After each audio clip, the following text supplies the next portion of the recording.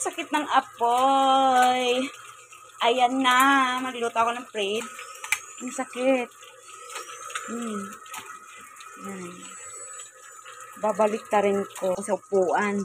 Kasi natatakot ako sa talsik ng apoy.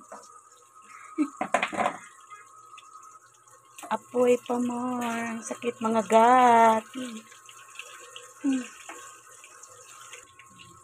Luto na pala yung aking sinigang.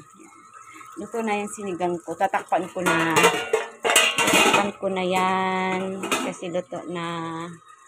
Tapos ito na naman. Sa mamaya. May pa akong lutuin. Masarap kasing galunggong na maliliit. Balasa. Tapos lalaki pa siya.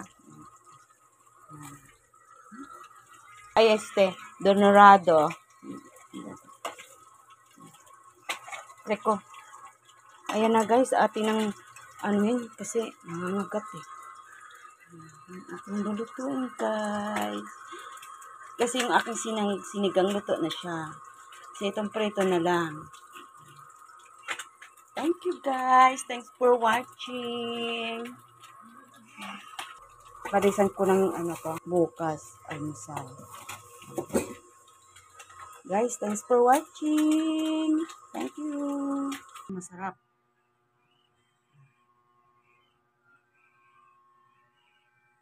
Ito guys, ang sarap.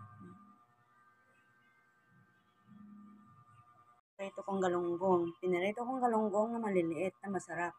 Tapos ito yung aking